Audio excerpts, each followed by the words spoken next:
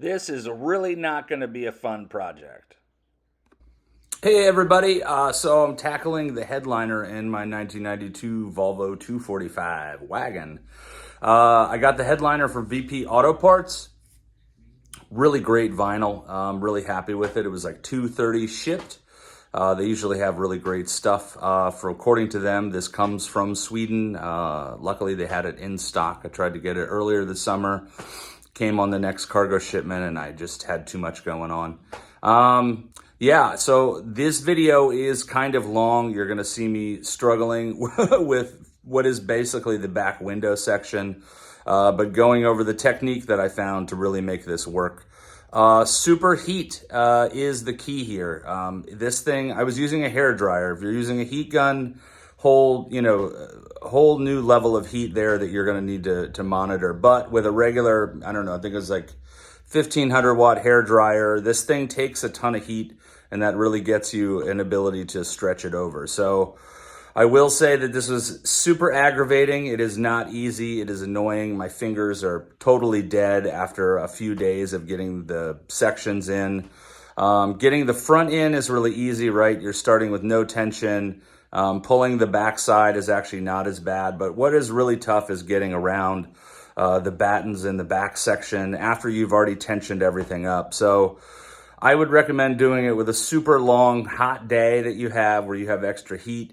Maybe somebody else running the hair dryer for you. You end up burning your fingers the whole time. But as I go over in the video, the technique is you don't want to sort of pull and stretch it over. What you want to do is sort of lip it up, and then what you can do is push the back of the edging through the vinyl siding, through the vinyl headliner, up and over. And that really was the key. I was stuck on this back section for a long time until I realized, what was possible. And then also to that point too, certainly takes a lot of pressure and a lot of manhandling without having any deleterious effects on the vinyl. It seemed to hold up pretty well. I was overly cautious, I think, in the beginning, pushing and pulling it. At least for what VP Autoport sent me, was really able to whip it around. So very boring video, but if you're gonna do the headliner, take a look. My headliner was actually not in bad shape at all. Seeing the new one, it's definitely very pretty and clean. But the previous owner, one of their kids, shot some sort of Spider-Man goo all over the center of the ceiling years ago. And so while the headliner was in great shape, I had this, Jackson Pollock effect on the headliner, and it was just got to the point that it annoyed me. So enjoy, very boring, sit with me, and you'll see, if anything, it's an amazing upper body workout. So the one thing also I'll say is the best thing would be lower the seats in the back. And I found it very easy to be working laying on my back. That seemed the best way, so totally flat. And that way you could position yourself in the same way every time and sort of rely on those same hand movements. So good luck. All right, well, I think I finally cracked the key to this. There is a technique which might be kind of hard to describe, but I've had better luck moving along. I started with that corner this morning. It's certainly hard, once you heat it up.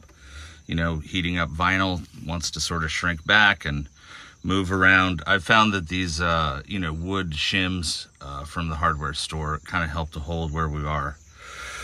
So again, the key is getting this black edge. If you're looking at the piece of material here, it is sort of seamed almost in the middle, and there's no connection on the backside. So it's almost like a T on the end. And so again, you're trying to get this edge up, over, and around so that this bottom edge is resting just up inside of here. So what I found is you need to heat it, and then you sort of push and curl it around, but then you can actually get your finger up behind here and sort of push it up the rest of the way. I do not, it's already something where I need 2.5 hands for. But that seems to be the trick to getting it to roll correctly. Otherwise, if you're just trying to do it from this side, it's really hard when you start to get, where the battens connect.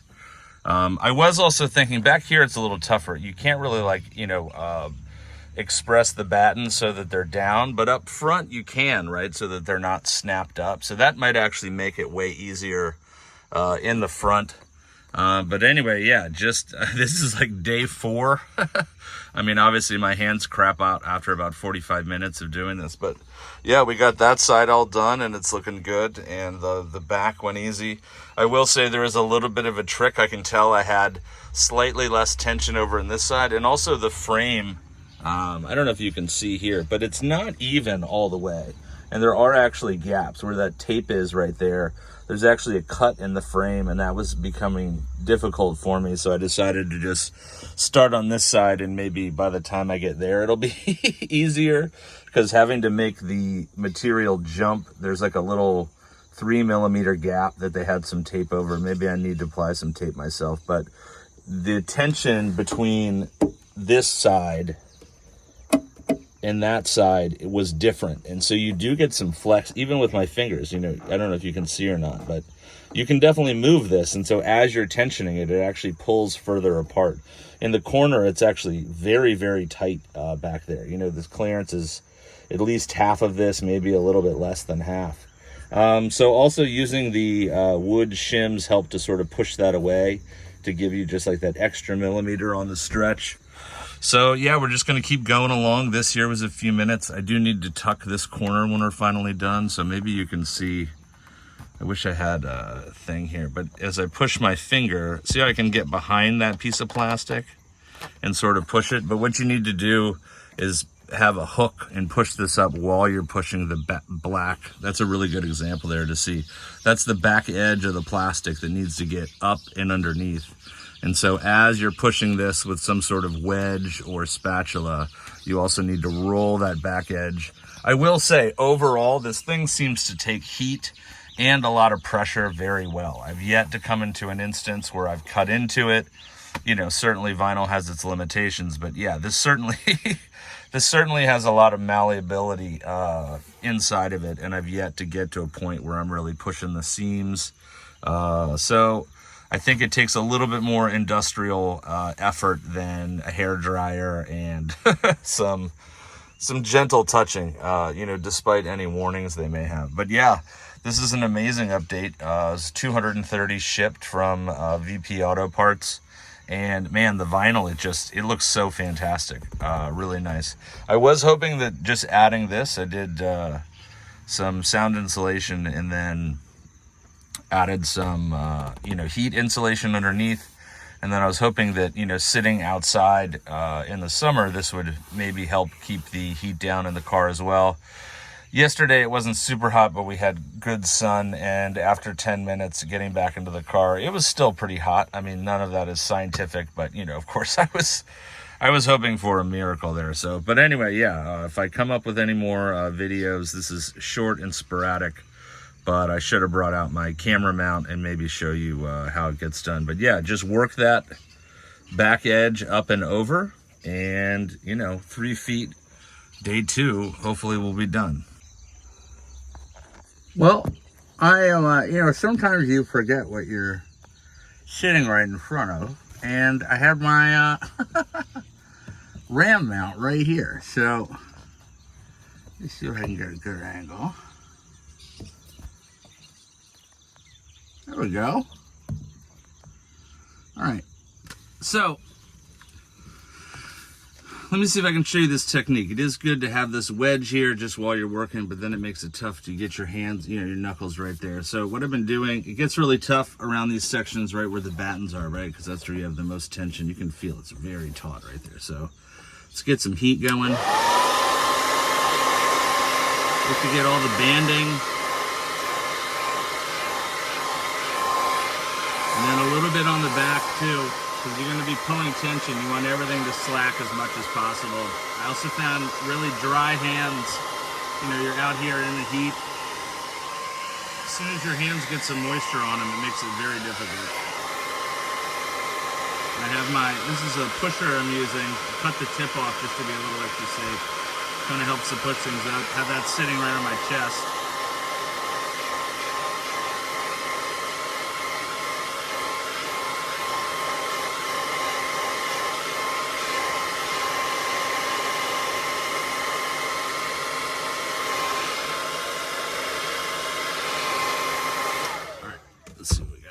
certainly would help with another person. So you want to lip it up, pull from the back, and push it in. And sometimes where it's really tight, usually on the sides that have a little bit more of a gap, the black side goes in just fine. And so pull it up and roll it up there. There we go. Push this side. There we go. Let's see while I'm pulling it. See, it's holding pretty good there. So let's switch our wedge a little forward. I can see there's a little bit of plastic there. Hopefully the wedge will, yeah, pushes it just a little bit more. And then set the wedge where you just were. Now, if I start pulling already, it's already too loose. Already too tight. This section is where all of the tension has built up. So hopefully this slowly evens out as time goes by. But already two coals, you can see I already lost so much malleability there. Let's go to another whirl. Oh, one thing to notion, there's also a cut here you can see in the sorry, I have this pick in my hand, manufacturing process. So on the other side, this actually was a great part to get started on. And you can see, there's a little bit more flex there. I don't want to start pinching here. The tough thing too is as you're working, you're really pulling it, one way. And so, while you can sort of even it out with heat, I'm a little worried if I start here, I'm going to end up with this pinch here. And then I'm really, just because it's sitting right here, it's going to be a little tough.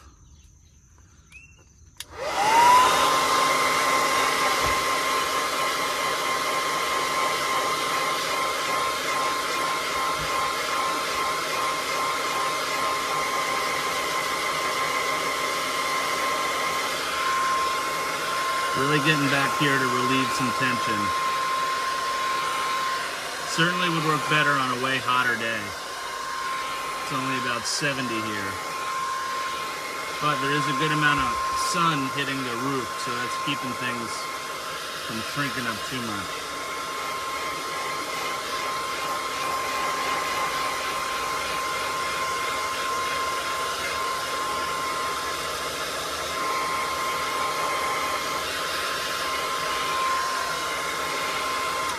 See if we can move past this guy.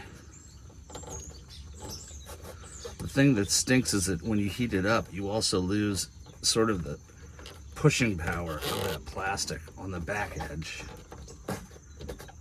Oh, it's so tight. And then you have no way to put your finger in there to get it lipped over.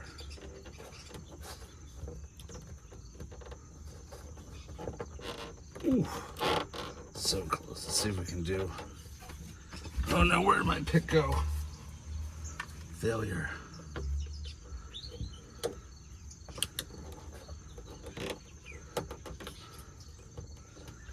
Well, we might need to live with 1 centimeter of movement. Sometimes you get good winds. Sometimes you get a centimeter.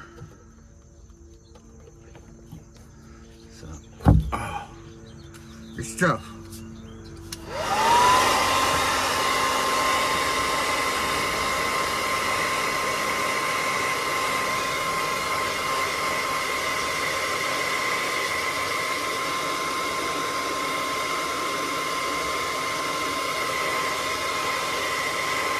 By the way, I have no idea how they did this at the factory. It would be great to have a guy who said, "Oh yeah, we kept this at 200 degrees or something." It's totally crazy.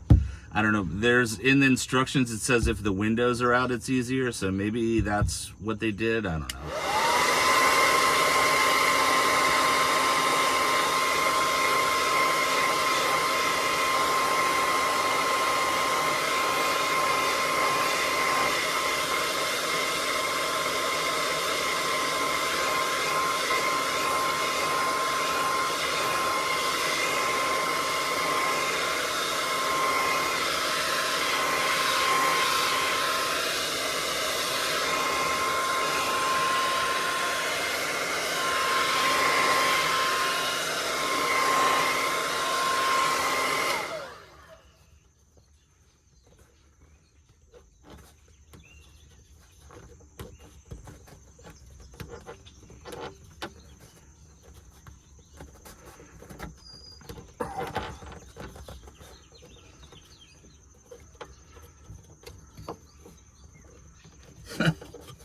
Trying to get it.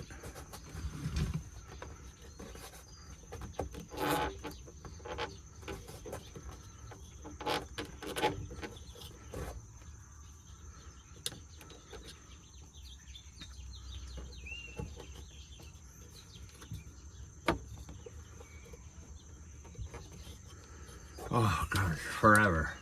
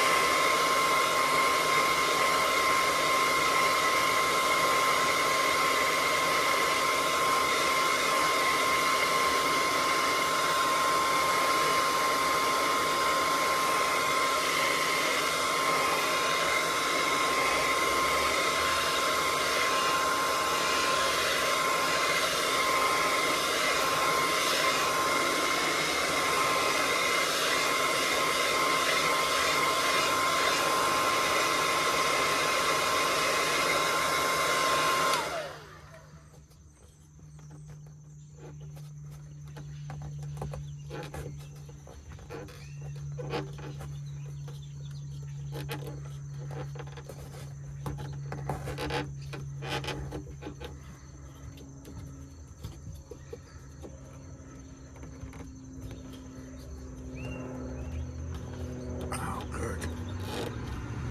Got a good pull that time. It's really these battens.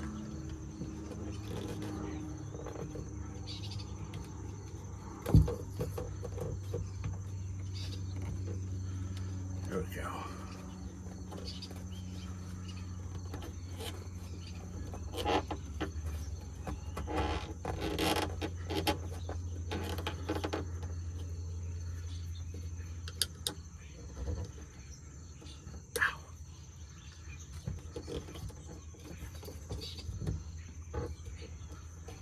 Whew.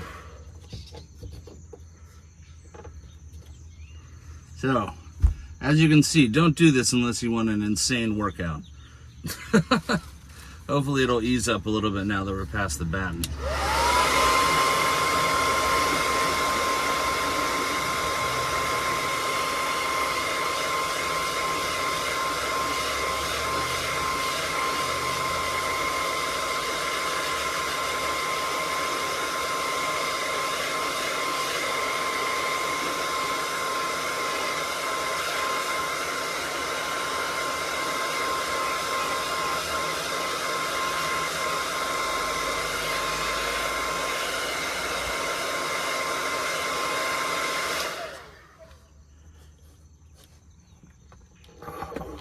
It is a technique, though.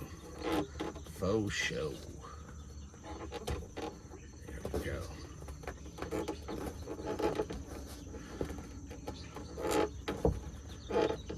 Yeah, so see, I mean, hey, incremental success, but you see how that just got like 2 inches there.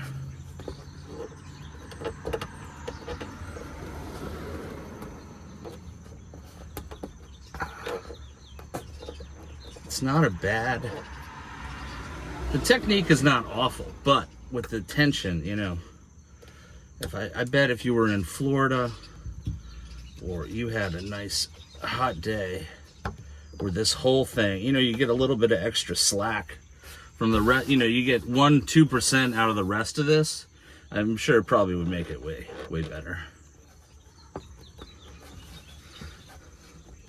The other side, I had to use, I don't think as much heat here as I'm doing now. And see, you can see, now that we don't have the tension of the batten there, it's way easier. Still a Herculean amount of hand strength, that's for sure. Looks like this guy is wanting to get stuck there. Let's move our wedge. Oh man. These hands. Absolutely crazy. But hey, look, we got that whole side. I was stressed over this for the past day and a half. I really was making no progress. This corner was absolutely nuts getting it around there. I think the clearances were just a little off. But, you know, as you get going, What I found on every other side is that once you get into this range, it starts to get easier as it all comes together because the material kind of wants to lip up where it was. This is probably all going to be in fast forward anyway.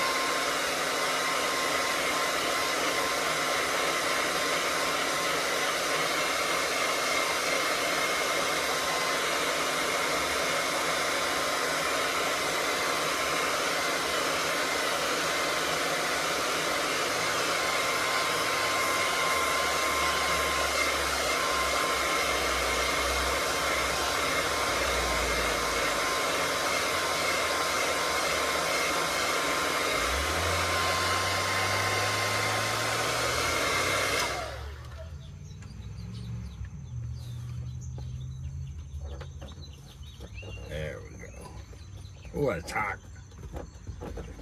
Just now to get better.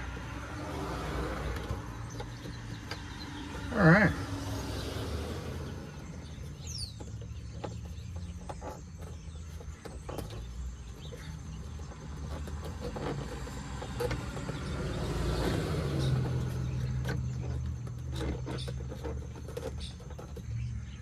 You can wedge that together on the shingle.